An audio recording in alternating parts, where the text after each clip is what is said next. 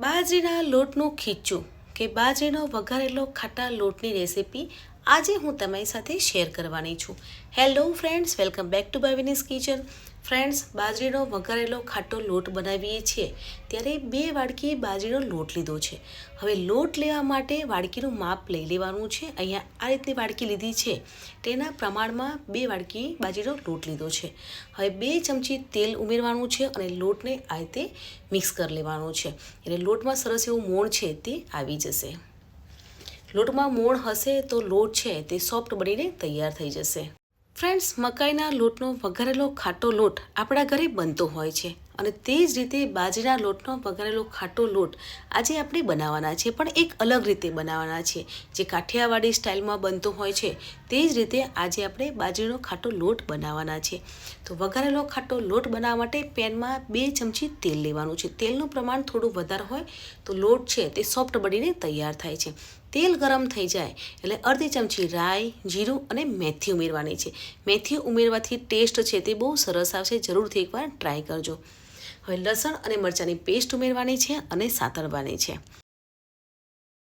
લસણ અને મરચાંની પેસ્ટ થોડીક સંતરાઈ જાય પછી 1 મીડિયમ સાઇઝની ડુંગળી લીધી છે, તેને મેં ચોપ કરી છે, તે પણ ઉમેરી અને સાતળવાની છે. બાજરીનો વઘારેલો ખાટો લોટ બનાવીએ છીએ ત્યારે તેમાં ડુંગળીની ફ્લેવર બહુ સરસ લાગે છે.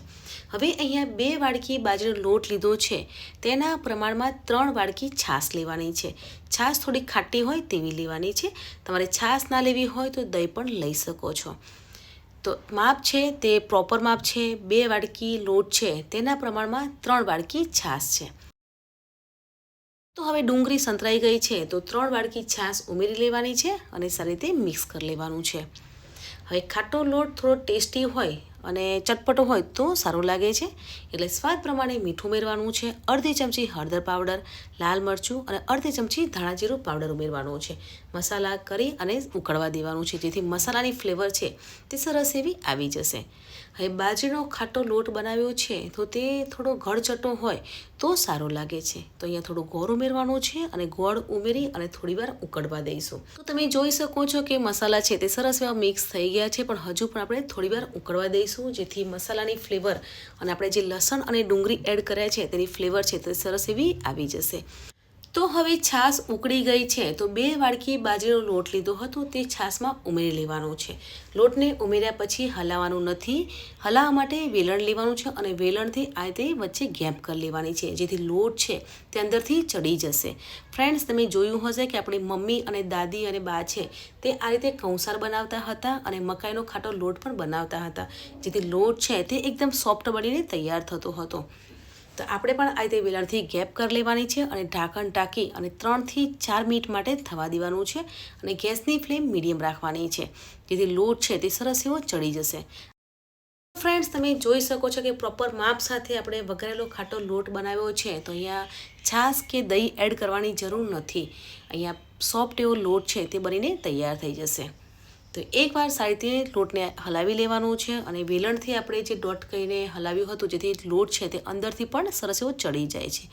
તો એકવાર સારી રીતે મિક્સ કરી લેવાનું છે અને ઢાંકણ ઢાંકી અને ધીમા ગેસ પર થવા દેવાનું છે. પ્રોપર માપ સાથે અને પ્રોપર મસાલા એડ કરવાથી લોટ છે તે ટેસ્ટી તો લાગે છે, સાથે સોફ્ટ બનીને પણ તૈયાર થાય છે.